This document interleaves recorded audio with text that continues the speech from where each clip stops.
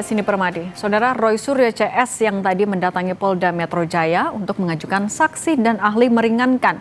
Tak hanya itu, pihak Roy Suryo juga minta dilakukan gelar perkara khusus kasus fitnah ijazah Jokowi. Bersama tim pengacara dan tersangka lainnya dalam kasus fitnah ijazah palsu Jokowi, Roy Suryo menjelaskan kedatangannya hari ini untuk mengajukan nama-nama saksi ahli yang meringankan. Ahli yang dimaksud yakni ahli Undang-Undang ITE, ahli linguistik forensik, dan ahli pidana. Hal itu diajukan Roy karena menurutnya proses penyidikan yang berjalan lebih banyak melibatkan saksi dan ahli dari penyidik.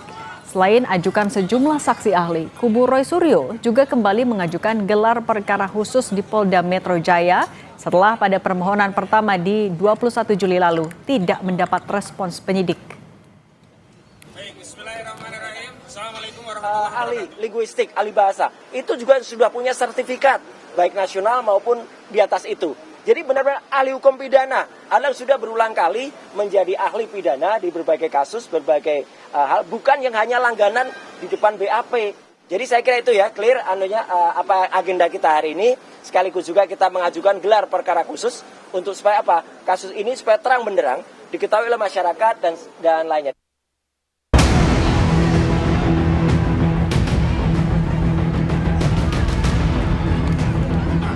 Kemarin waktu saat kasus perdata Saudara Joko Widodo berulang kali dimediasi justru tidak pernah hadir. Hari ini di kasus pidana yang Saudara Joko Widodo sendiri melaporkan, maka Saudara Joko Widodo harus masuk ke pengadilan. Usulan mediasi antara Roy Suryo CS dengan mantan Presiden Jokowi untuk menemukan titik temu kasus fitnah ijazah palsu ditolak Koordinator Kuasa Hukum Roy CS. Menurut kuasa hukum Roy, upaya mediasi tak dikenal dalam kasus pidana. Karenanya kubu Roy ingin proses peradilan ditempuh sehingga Jokowi bisa dihadirkan. Termasuk kemarin kami komplain Saudara Faisal Assegaf yang tiba-tiba bicara tentang perdamaian, juga Prof. Jimli Asidiki yang bicara tentang mediasi karena ini kasus pidana, bukan kasus perdata. Kemarin waktu saat kasus perdata Saudara Joko Widodo berulang kali dimediasi justru tidak pernah hadir.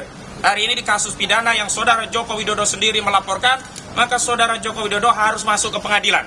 Jadi jangan kemudian membangun narasi untuk mediasi di kasus pidana. Adalah Ketua Komisi Percepatan Reformasi Polri Jimli Asidiki yang mengungkap usulan mediasi muncul dari aktivis 98 Faisal Assegaf saat audiensi dengan Komisi Reformasi Polri. Menurut Jimli, bukan tak mungkin jalur mediasi juga ditempuh dalam proses pidana apabila seluruh pihak mencapai kesepakatan. Nah, muncul ide-ide antara lain misalnya Pak Assegaf tadi mengusulkan bagaimana bisa nggak mediasi? Oh bagus itu, coba tanya dulu mau nggak mereka dimediasi, ya kan? Baik pihak Jokowi dan keluarga maupun pihak Roy Suryo dan kawan-kawan mau nggak dimediasi? Nah, jadi status tersangkanya tetap, ya kan? Tapi dimediasi dulu. Kalau misalnya ditemukan titik temu, ya kan? Ya bisa tidak dilanjutkan pidananya. Tapi kalau seandainya tidak berhasil, ya lanjutkan nggak apa-apa. Tidak ada forum lagi yang bisa membuktikan keaslian atau tidak aslinya.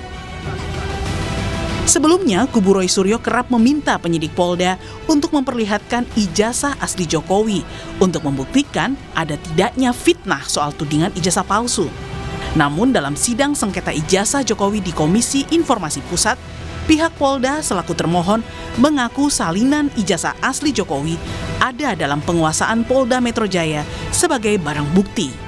Saat ini dia dalam penguasaannya Polda Metro Jaya ya? Dalam penguasaan Polda Metro Jaya dalam status penyidikan, resmi disita mendapatkan penetapan penyitaan dari pengadilan negeri setempat. Baik. Kasus fitnah ijazah Jokowi yang memakan waktu cukup lama kerap berkutat pada permintaan memperlihatkan ijazah asli tersebut.